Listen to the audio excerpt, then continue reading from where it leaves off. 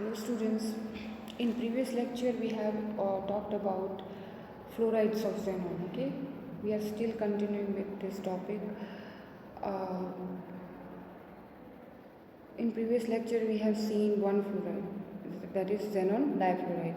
In this lecture we are talking about xenon tetrafluoride. We have already seen the preparation, how we can prepare xenon tetrafluoride. Now we see the properties, right? How xenon tetrafluoride will react, right? In its chemical and its physical properties. So, as you already know that xenon tetrafluoride will be prepared by directly reacting xenon with fluorine, right? In different proportion, that is 1:5. Okay.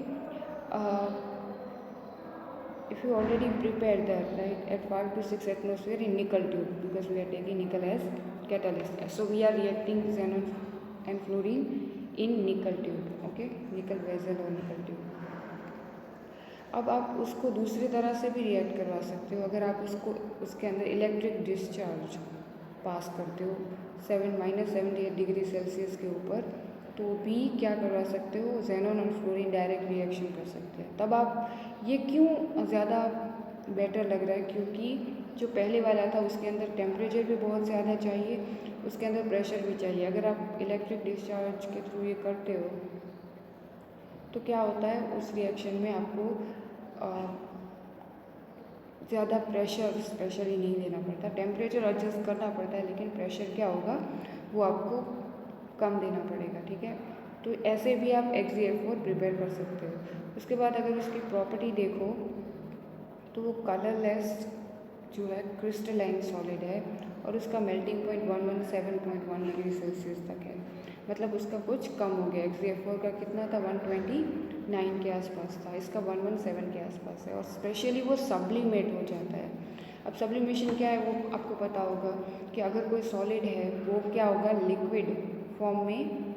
अगर solid को आप क्या करते हो, आप solid को अगर आप हीट देते हो तो क्या होगा, वो लिक्विड में कन्वर्ट होगा. और अगर लिक्विड को ज़्यादा हीट देते हो तो वो क्या होगा, गैस में कन्वर्ट हो जाएगा. पर अगर आप किसी सॉलिड को जो है वो हीट देते हो और वो डायरेक्टली गैसेस फॉर्म में कन्वर्ट होगा, यानी लिक्विड नहीं बनता, डायरेक्ट क्या बनेगा, गैस बनेगा, तो उसको सब्लिमेशन बोलते हैं. तो ये जो है XeF4 वो डायरेक्टली सब्लिमेट हो सकता है. ठीक है, ये इसकी प्रॉपर्टी है.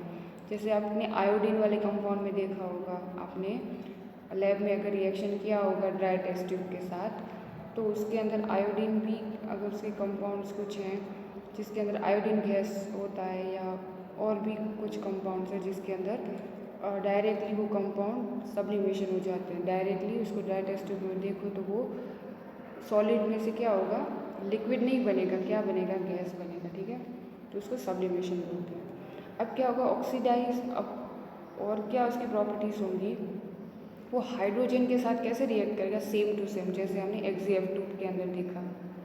XeF2 के अंदर जो हमने हाइड्रोजन के साथ उसकी रिएक्शन देखी, वैसे ये देखो XeF2 का जो हाइड्रोजन के साथ रिएक्शन है, वैसे यहाँ पर XeF4 ले लो, वैसे ही वो रिएक्ट करेगा उसके साथ और HF बनेगा, और xenon क्या होगा, वो अलग हो जाएगा. ठीक है, अब और क्या उसकी प्रॉपर्टीज़ हैं, तो वो फ्लोरिनेटिंग एजेंट है, स्ट्रॉन्ग फ्लोरिनेटिंग एजेंट. अब फ्लोरिनेशन क्या होता है, फ्लोरिनेशन मतलब अगर कोई आपके पास कोई मॉलिक्यूल है, फॉर एग्जांपल आप प्लेटिनम ले लो, उसके साथ आप रिएक्शन करवा रहे हो, किसी भी xenon XeF4 का रिएक्शन करवा रहे हो. ठीक है, तो वो क्या करेगा, वो प्लेटिनम के साथ फ्लोरीन का कोई कंपाउंड, फॉर एग्जांपल PtF6- ये बना रहा है. अगर वो ये कंपाउंड बनाएगा तो जो प्लेटिनम को इनिशियली क्या था, उसके अंदर एक भी फ्लोरीन नहीं है, लेकिन उसके जो अब प्रोडक्ट आया उसके अंदर कितने 6 फ्लोरीन है. तो हम क्या कर रहे हैं, उसके अंदर फ्लोरीन ऐड कर रहे हैं. जब कंपाउंड के अंदर फ्लोरीन ऐड होता है तो उस रिएक्शन को क्या बोलते हैं, फ्लोरिनेशन बोलते हैं. तो ये क्या कर रहा है कि वो XeF2 जो है, XeF4 जो है, वो XeF2 से ज़्यादा स्ट्रॉन्ग फ्लोरिनेटिंग एजेंट है. और होगा, ये ऑब्वियस है, XeF4 जो है उसके अंदर फ्लोरीन का प्रोपोर्शन क्या है, ज़्यादा है, XeF2 के अंदर कम है. तो XeF4 ज़्यादा स्ट्रॉन्ग फ्लोरिनेटिंग एजेंट है, XeF2 कम स्ट्रॉन्ग है उससे। फ्लोरीनेटिंग एजेंट तो वो है ही।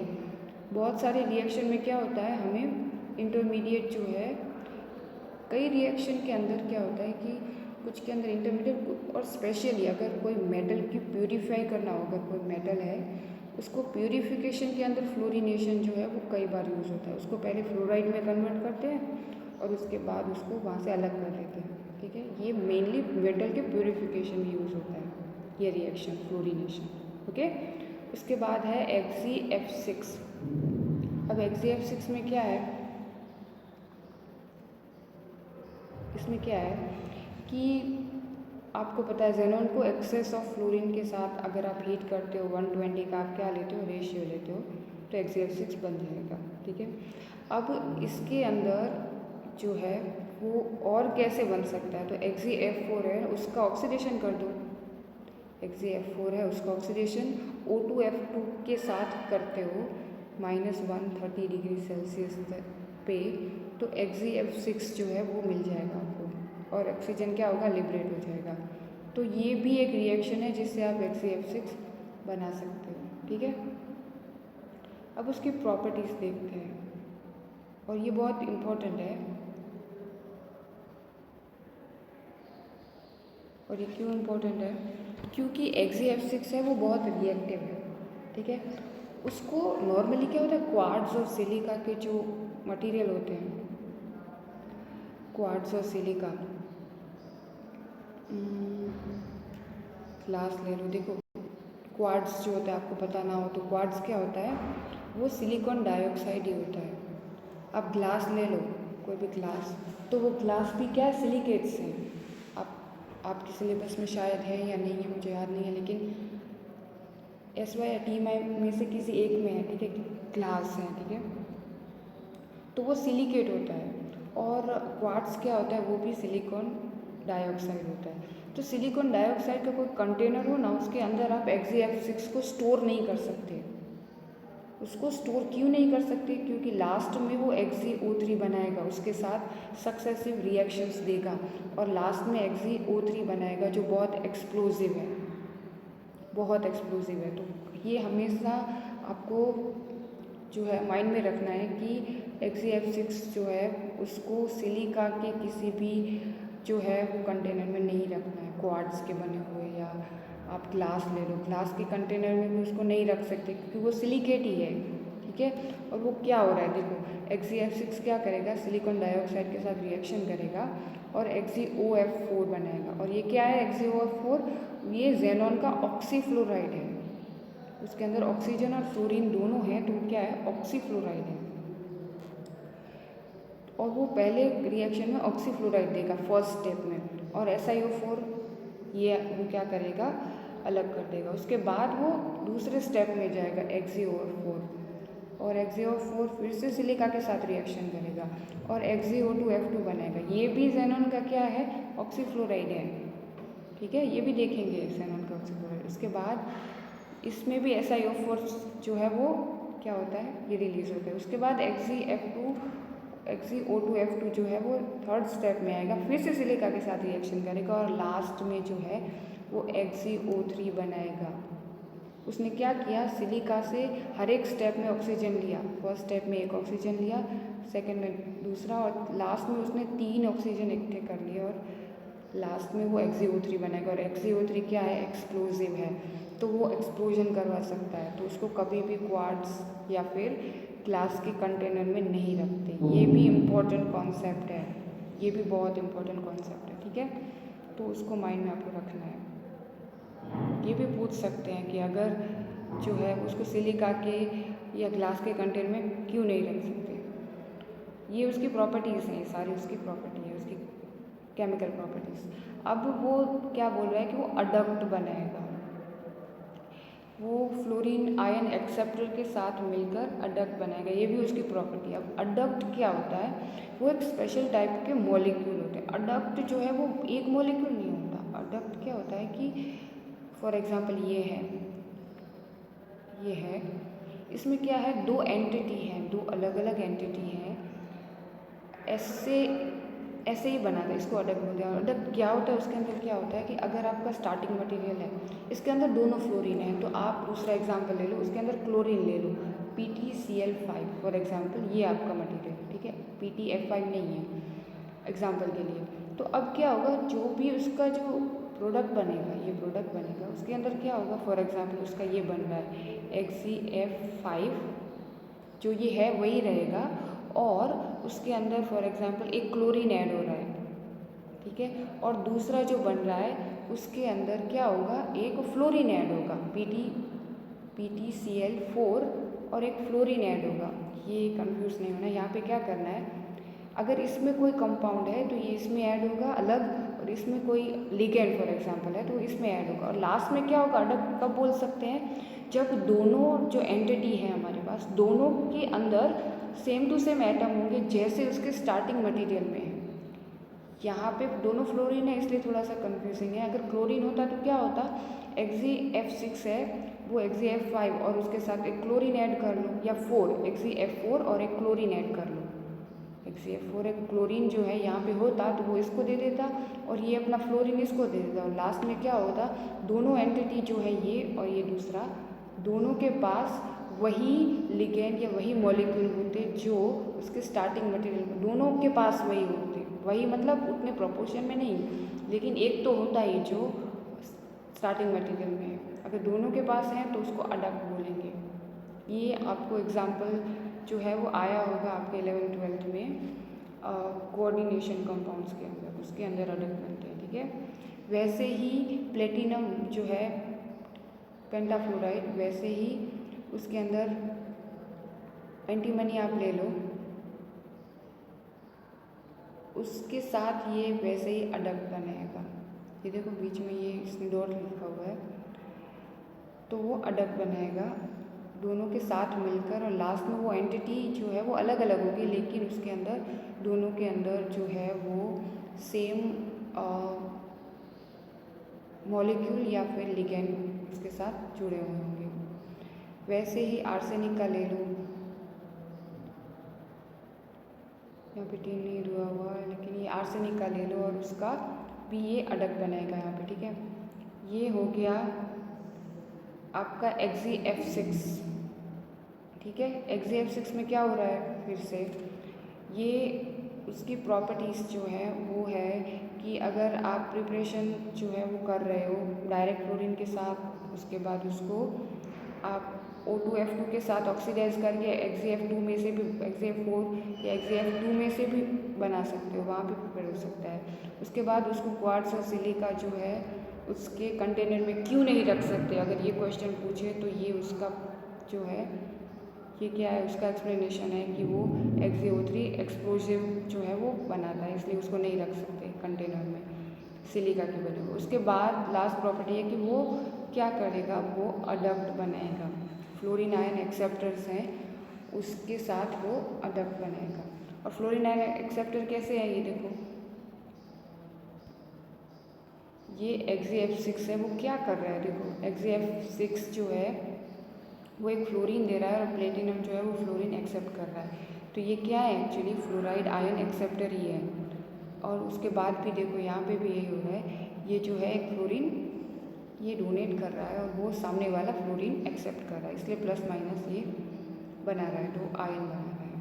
वैसे ही यहाँ पे भी है, ये फ्लोरीन आयन एक्सेप्टर है, ये तीनों के तीनों, ठीक है।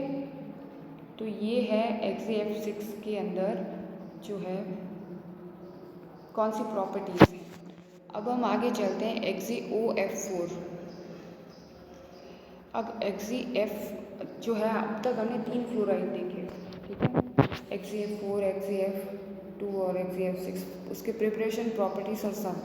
अब जो है वो हम देख रहे हैं ये XeOF4 क्या है, ये जेनॉन का ऑक्सीफ्लोराइड है, यानी उसके अंदर ऑक्सीजन और फ्लोरीन दोनों है, तो इसका ऑक्सीफ्लोराइड है।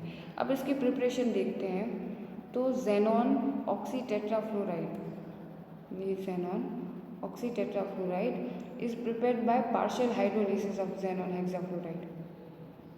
देखो ऑक्सीफ्लोराइड वो डायरेक्ट नहीं बनता, क्यों, क्योंकि वो डायरेक्ट ऑक्सीजन के साथ रिएक्शन नहीं करेगा, वो फ्लोरीन के साथ नॉर्मली रिएक्टिव है, वन एंड ओनली फ्लोरीन के साथ। अब क्या होगा, आप XeF6 ले रहे हो, उसका हाइड्रोलिसिस कर रहे हो, लेकिन पार्शियल हाइड्रोलिसिस करना है, ठीक है, क्योंकि अगर फुल हाइड्रोलिसिस करोगे तो उसका ऑक्साइड बन जाएगा। पार्शियल हाइड्रोलिसिस कर रहे हो तो XeOF4 बनेगा, उसके अंदर 2 फ्लोरीन दूर होके ये ऑक्सीजन आ जाएगा, ठीक है। 2 फ्लोरीन उसके अंदर से निकल रहे हैं, उसकी जगह एक ऑक्सीजन आ रहा है।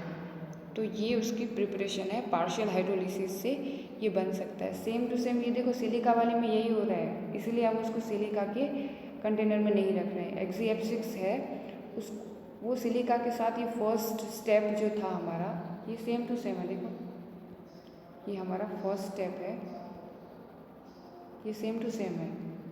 तो ये जो है, आप सिलिका के साथ अगर आपको XeOF4 बनाना है तो आपको सिलिका के साथ रिएक्शन करवाना पड़ेगा। लेकिन एक चीज़ याद रखनी, इसमें सिर्फ एक ही जो है स्टेप होना चाहिए, क्योंकि अगर वो फुल उसका जो है हाइड्रोलिसिस हो गया तो XeO3 के अंदर एक्सप्लोजिव हो जाएगा। तो सिर्फ एक ही स्टेप जो है उसको कंट्रोल्ड जो है उसको कंट्रोल्ड वे के अंदर ऑक्सीडेशन करना है, पूरा का पूरा नहीं करना, ठीक है, क्योंकि वरना वो उसका कोरोजन हो जाएगा और वो एक्सप्लोजिव है। Soon as yellow color of XeF6 disappear, the content are immediately quenched with solid carbon dioxide. It is done to avoid the formation of XeO3, क्योंकि अगर वो XeO3 जो है, अब वो क्या बोल रहे हैं, अगर आपको कंट्रोल्ड ऑक्सीडेशन नहीं कर रहे हो ना,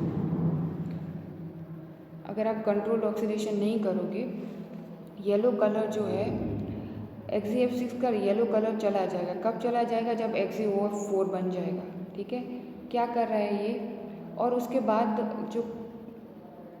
जो बाकी का जो मिक्सचर है उसको क्या करेंगे, उसको कार्बन डाइऑक्साइड डाल देंगे उसके अंदर, और उससे क्या होगा कि XeO3 का जो आगे रिएक्शन है वो नहीं होगा। अब वो क्या कह रहा है कि जब आपका ये रिएक्शन हो गया फर्स्ट स्टेप में, ठीक है, जब XeF6 का वैसे वो कलरलेस है, लेकिन थोड़े जो है वो येलोइश जैसा उसका कलर होता है, तो वो जब SiO2 के साथ रिएक्शन कर लेगा तब उसका ये कलर डिसअपियर हो जाएगा, क्योंकि इसने रिएक्शन कर लिया। जैसे ही इसका कलर डिसअपियर हो, वो ये दिखा रहा है कि ये रिएक्शन कंप्लीट हो गया। अगर आगे रिएक्शन नहीं करवाना, क्योंकि अगर आगे जाएगा तो वो यहाँ से XeO3 बनाएगा, जो क्या है XeO3 एक्सप्लोजिव है। आपको एक्सप्लोजन नहीं करवाना तो इमीडिएटली क्या होगा, उसके अंदर सॉलिड कार्बन डाइऑक्साइड को यूज़ करना है, तो वो आगे रिएक्शन नहीं करेगा। यानी आप कंट्रोल्ड रिएक्शन कर रहे हो,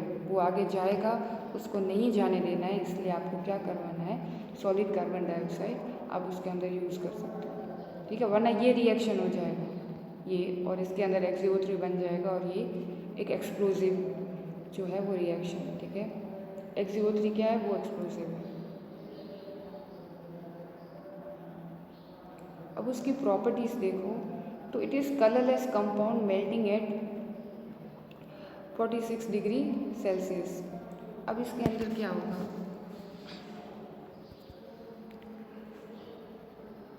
वो कलरलेस कंपाउंड है, ठीक है। XE जो है OF4 के बारे में हम बात करें, ठीक है, XeOF4 के बारे में। अगर वो कलरलेस कंपाउंड है और उसको मेल्ट करने के लिए 46 डिग्री सेल्सियस टेम्परेचर चाहिए, उसके बाद क्या होता है, it is reduced by hydrogen to xenon. इसकी हाइड्रोजन के साथ रिएक्शन वैसे ही होगी जैसे XeF2 का होता है, ठीक है। उसके बाद वो वाटर और सिलिका के साथ जो है वो रिएक्शन कर सकता है, और क्या करेगा, वो ऑक्सीफ्लोराइड बनाएगा।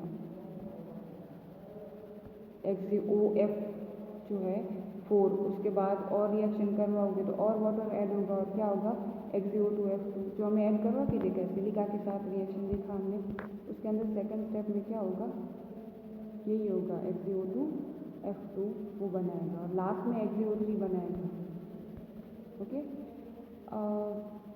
और उसमें ज़ेनॉन का ऑक्सीडेशन स्टेट जो है वो सेम है आपको, और अगर और रिएक्शन करवाई जाए तो वो XeO3 बनाएगा, जो एक्सप्लोजिव है, जो हमें नॉर्मली नहीं चाहिए, ठीक है, एक्सप्लोजन तो नहीं चाहिए।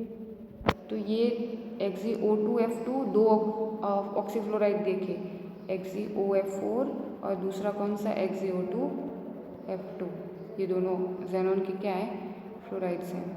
देखो यहाँ पे रिएक्शंस दी हुई हैं, आप क्या कर रहे हो यहाँ पे, हाइड्रोलिसिस। आपको फर्स्ट जो है वाटर ऐड करना है, तो अगर XeOF4 के अंदर एक वाटर ऐड करोगे तो वो क्या करेगा, जो दो फ्लोरीन है वो निकाल देगा और उसके अंदर एक ऑक्सीजन ऐड हो जाएगा। तो अब जो है वो क्या बन रहा है, XeO2F2।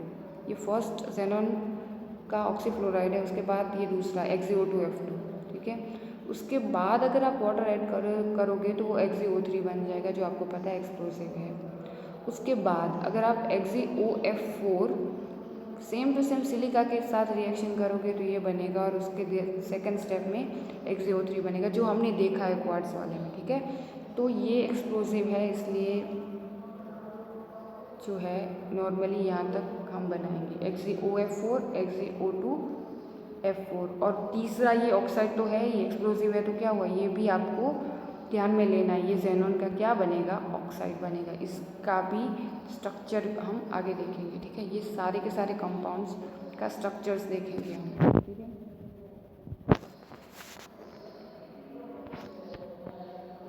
और जो बाकी के जो ऑक्साइड बच गए या प्रॉपर्टीज़ हैं वो हम आगे के लेक्चर में देखेंगे, ठीक है।